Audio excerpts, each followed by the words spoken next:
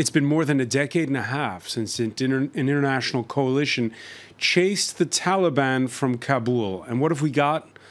Well, the latest is a horrific blast at the height of morning rush hour near the German embassy, killing more than 100, just the latest mass attack to beset the Afghan capital.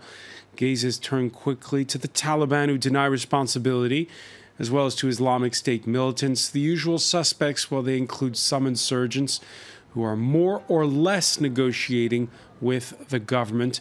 The endless fighting across the country mirrors, by the way, the endless feuding inside the power-sharing government. Can Afghans sort it out at one point amongst themselves?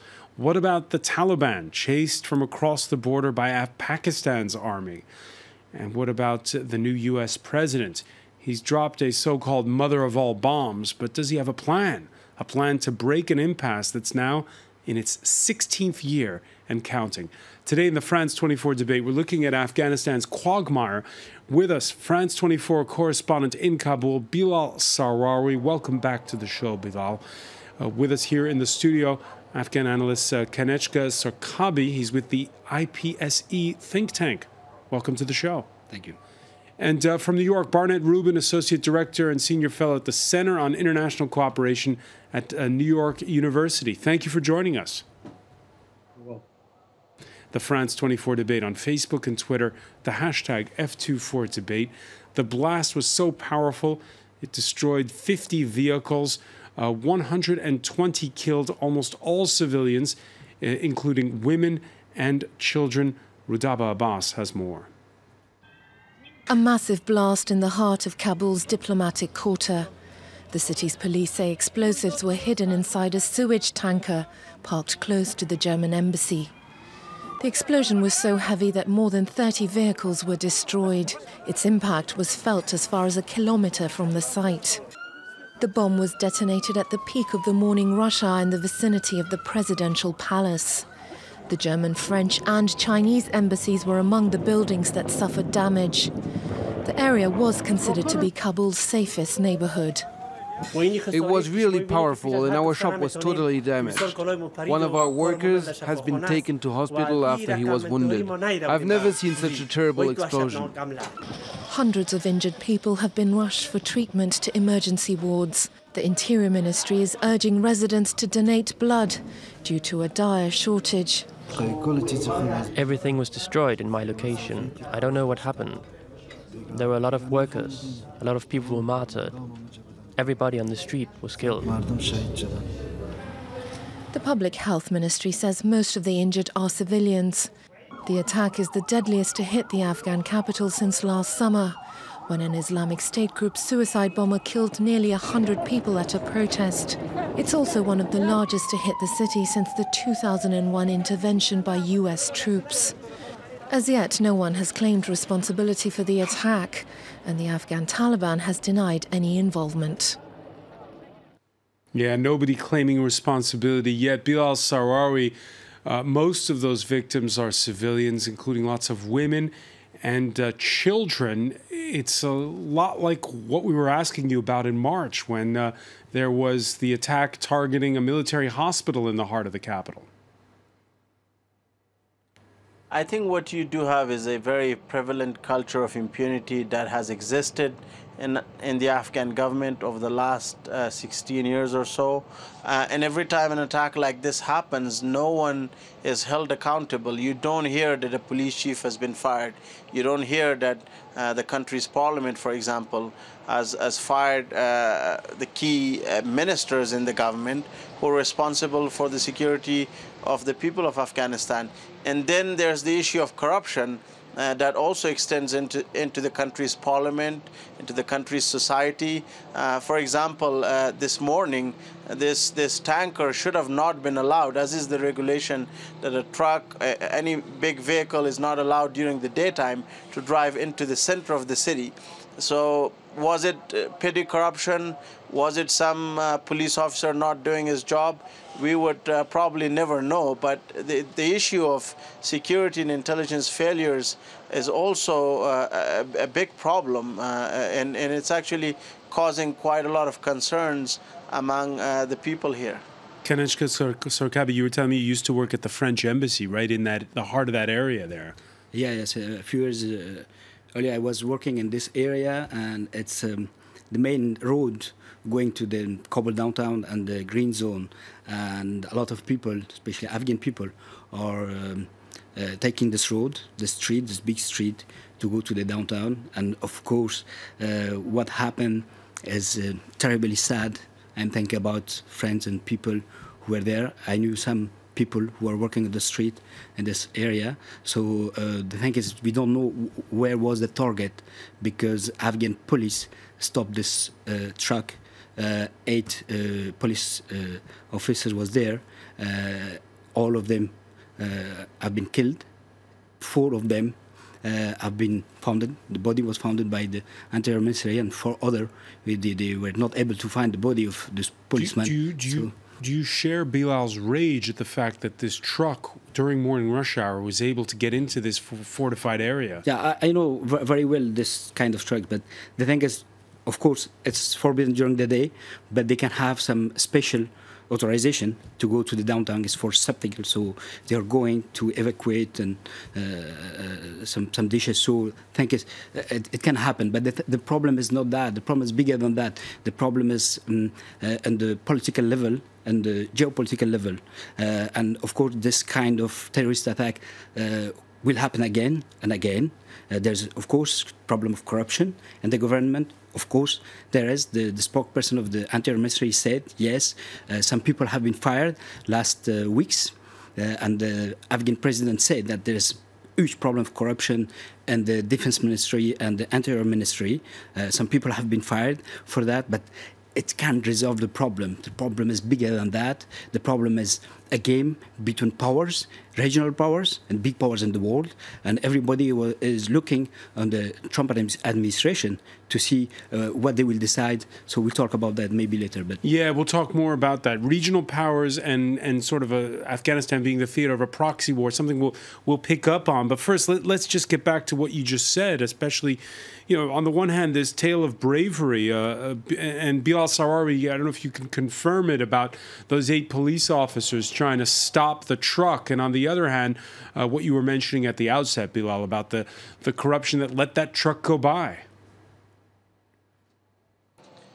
I don't know. That's the honest answer. But even if they had tried to prevent this truck from getting into the green zone, I think that would hardly matter if you speak to the families of those who were killed. I think this truck filled with explosives should have never been where it is. I think Afghanistan needs better intelligence.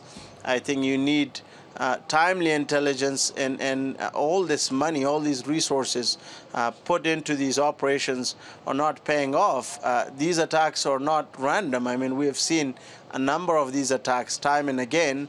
And I must also say that when the National Unity Government came into power, both the President and the Chief Executive, Mr. Abdullah, were publicly fighting over the appointments of key officials. So one can hardly ignore how chaotic the political side has been, which actually has a very negative impact on the morale of the Afghan National Security Forces. You've seen the politicization when it comes to some appointments, but you also cannot ignore the regional dynamics of this. You can never ignore that these groups, be it the Haqqani network, are based in Pakistan. They do get support, and I think that's quite a huge headache for everyone for the last 16 years. Pakistani support has actually not stopped for these groups, but it doesn't mean that Afghanistan cannot clean its own home. Afghanistan really has a lot of internal issues and problems. Yeah, Barnett Rubin, your thoughts on would it have been possible to prevent this, and how and whose job is it to prevent an attack like this one? Well, first, I want to say that when I was working in Afghanistan, I used to drive through that intersection every morning, and it's on the way to almost every international or high-level Afghan job in Kabul. And I was told, I haven't been able to verify yet, that about 5 of my former co-workers were killed there. I'm still trying to find out their names on their way to their offices. of course, you know, in a way, something was prevented because we don't know what the target was. As one of the reporters said earlier, apparently the truck was trying to get into the Wazir Akbar Khan neighborhood, where there are multiple international and military targets, and police stopped it, so it blew up at the intersection. We don't even have that clue. It's quite likely that it should have been stopped before getting into the center of the city. But again, I think that it's quite accurate to say that there's a lot of disorganization, corruption, and I should also add infiltration by enemy and terrorist groups into the security forces as well. Then, of course, further back, to the extent that this was planned and organized in Pakistan, you know, the Pakistanis have still not, of course, cracked down on the Taliban that attacked the Pakistan army, but not on the Taliban that attacked the Afghan government and people.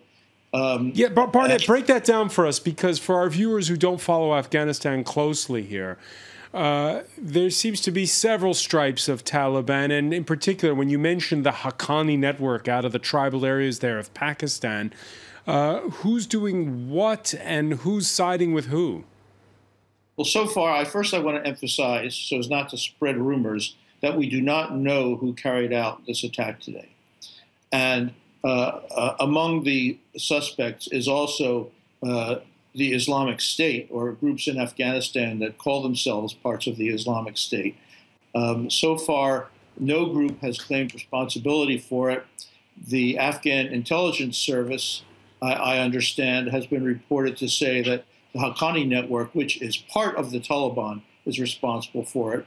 But again, there are groups that are part of the Taliban that are not necessarily operating directly under the command and control of the central Taliban leadership in Quetta, in Pakistan. At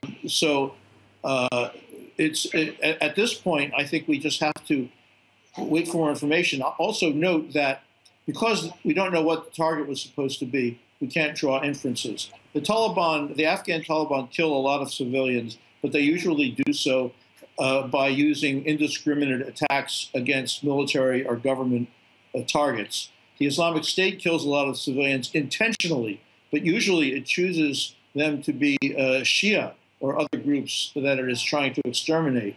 And in this case, we just don't know yet what the purpose was. Don't know yet what the purpose was. Bilal Sarawi, have you been able to piece together more, speaking to sources?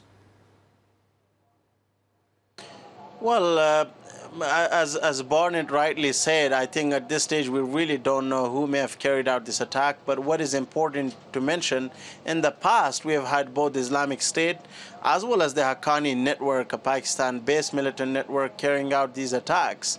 And of course, the Haqqani network is now part of the Taliban because the leader, Sirajuddin Haqqani, is the deputy head of operations for the Taliban. I think the Americans have also provided the Pakistanis ample evidence of Pakistani collusion when it comes to the Haqqani network or the Taliban. So I think the failure to tackle the external part obviously is going to be haunting Afghanistan as well as its Western allies. But at the same time, you've had a number of very competent Afghan officers who have studied in West Point and many other prestigious academies who are well regarded by, let's say, American generals. They were removed. All of a sudden, a number of key special forces commanders and other officials were removed at mid-level. I think you see a clear gap there in terms of how an operation by let's say a special forces unit led by a special forces commander who understands critical thinking, who understands timely intelligence, would have an impact when it comes to the security of a city like Kabul. I don't think we just got here out of nowhere. I think a lot of mistakes have been made in the last 2.5 years, and I will not even go to the time when President Karzai was ruling. Of course, there were a lot of problems, corruption, culture of impunity. But what President Ashraf Ghani, for example, lacks, he doesn't have good, capable generals. He doesn't have generals who can actually deliver him victories. And then you've had these mid-level shining stars who were supported, let's say, by the international forces here, removed, 4 or 5 of them at least that I know. You also find a police chief, let's say in a province like Helmand, or you find a police chief in a key district in Kabul, who is in a job whose salary is almost $1,000. But in a year's time, the guy just ends up with a house worth $1 million. So I don't think the corruption is very hidden.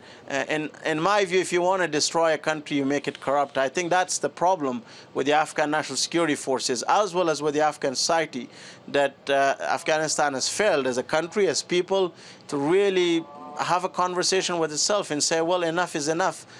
You know, this corruption, this cycle of corruption is really destroying this country. Kanishka Sorakabi, you worked as an observer at the last presidential election.